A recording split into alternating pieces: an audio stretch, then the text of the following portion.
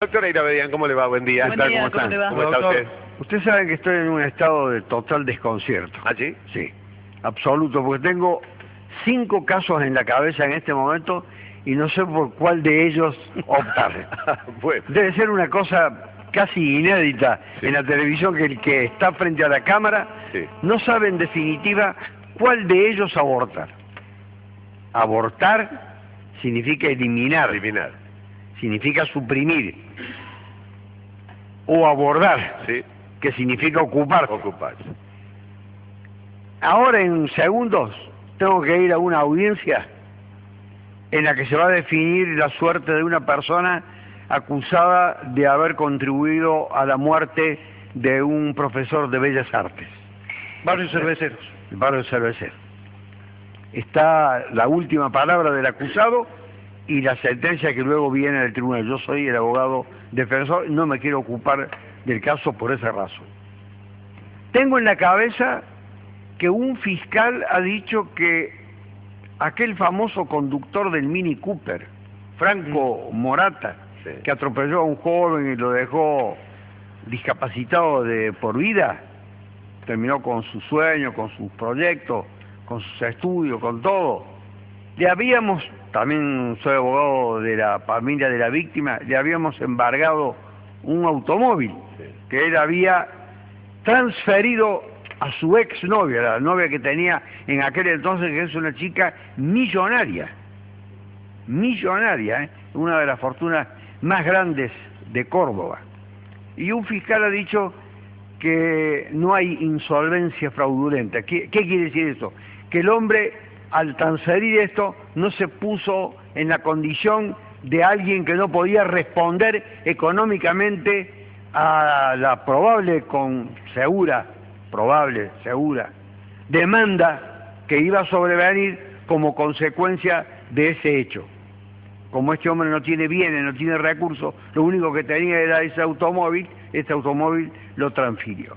Y un fiscal dice que primero había que haberse constituido como demandantes civiles para que luego, si lo transfería, se producía o no este delito. También tengo intervención allí, entonces digo, lo voy a dejar de lado. Lo voy eliminando.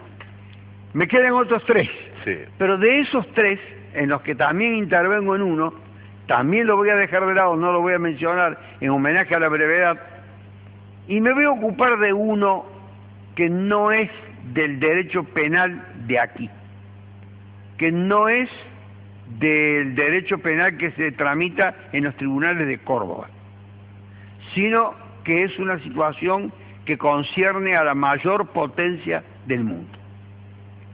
También tenía otro, que lo quiero aclarar. Los bombardeos de la OTAN en Libia, ejecutados sobre personas indefensas, constituyen hechos que debían ser perseguidos y juzgados por la Corte Penal Internacional, a cuyo frente en la Fiscalía se encuentra un argentino.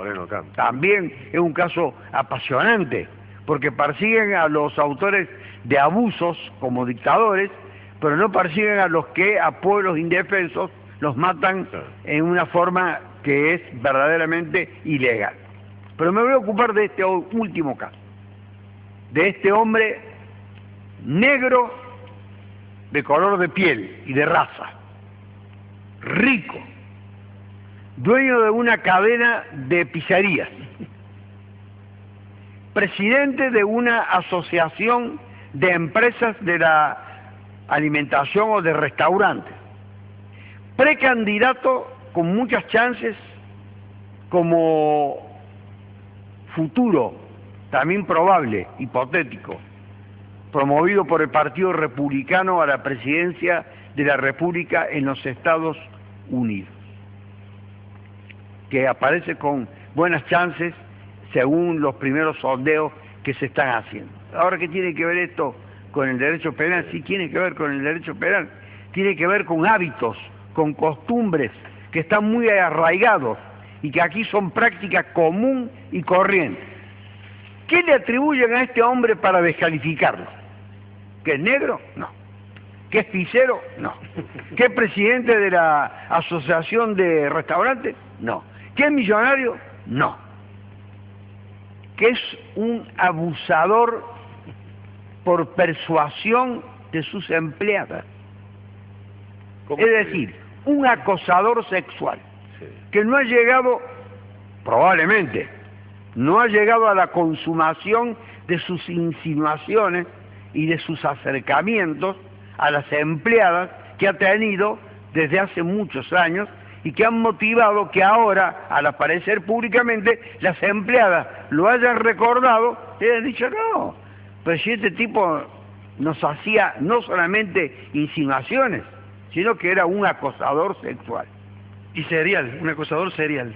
Y este hombre en condiciones morales no está habilitado para ser presidente de los Estados Unidos. Esta es una conducta que se reprueba penalmente y se reprueba civilmente. Se lo puede demandar para que se lo indemnice o para que se les pague a las víctimas por el daño que se les ha causado. Esas víctimas, ¿hicieron la denuncia en aquel momento o ahora al verlo hacen la denuncia y dicen, no, este tipo no está habilitado para conducir este país? Porque para conducir un país hay que estar habilitado moralmente. Pregunta. Y la pregunta la voy a dejar sin respuesta.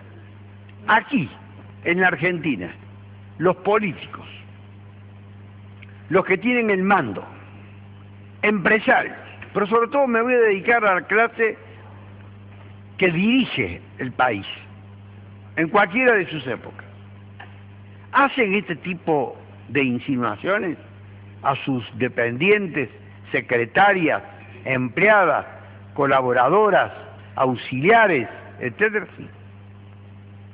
Lo sé por experiencia propia, no por haberlo hecho yo, sino por haber estado en lugares donde esa conducta era permanentemente puesta en discusión, haciendo alusión las funcionarias a las conductas que tenían legisladores, concejales, miembros del Poder Ejecutivo, etcétera. Y no solamente insinuando, sino llevando la insinuación a un terreno mucho más directo, con lo cual están ya, diríamos, en la antesala del Código Penal, en la antesala de una figura que está contemplada en nuestra legislación penal, el abuso sexual sin acceso carnal. Entonces, esta conducta es una conducta que solamente es perseguida en un país puritano como los Estados Unidos, y aquí jamás alguien ha dicho a un candidato, no porque los candidatos sean todos honorables, tiene que haber candidatos que no son honorables, no candidatos solamente a los lugares más prominentes de la función pública, sino a muchas funciones que no son prominentes, pero que son importantes, porque deciden el destino de la gente, deciden el destino en los consejos deliberantes, en los gabinetes del Poder Ejecutivo, etcétera. Entonces, en la Argentina no hay este hábito. De denunciar ese tipo de cosas. No. Pero existen. Existen, está arraigado, tiene una extensión notable y hay una forma de consentimiento que desgraciadamente las mismas mujeres que trabajan contribuyen a eso porque tienen temor. Claro, y en este caso, en Estados Unidos se denuncia porque, en este caso, este hombre que es Cain, ¿no? Cain, el republicano, salió a la palestra por su función o su apetencia política, o lo denuncian permanentemente. Digo, para trazar una comparación No, con las lo que sucede en la denuncias Argentina. han surgido ahora. Lo que no sé si en el pasado alguna vez alguien lo denunció. Pero hubo otros presidentes que fueron denunciados más o menos por lo mismo. Todos los sí. que alguna vez en los Estados Unidos fueron denunciados por haber estado en una trampa de tipo sexual, en alguna desviación de sus obligaciones conyugales, por haber tenido una amante, etcétera, perdieron la posibilidad de ser candidatos. Es decir, ni siquiera pudieron entrar en la boleta. En la boleta. Comparo un país con el otro.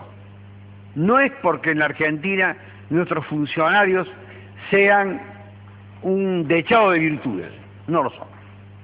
Sin embargo, no son denunciados. No se denuncia, no está la costumbre de la denuncia. No está la costumbre de la denuncia, y cuando lo ha habido como un proyecto o algo que ha surgido ahí en la penumbra, no se ha concretado. Pero se sabe, se los conoce, se los identifica. Sería bueno que alguien que haya sufrido lo haga. Ahora, ¿y cuál es el límite, doctor, entre la denuncia y el despecho de una persona? ¿Cuál sería el límite? Pero tiene que descifrarse que se trata de despecho. La denuncia es un acto legal, el despecho es un sentimiento, como rencor, dictado por la pasión o por lo que sea.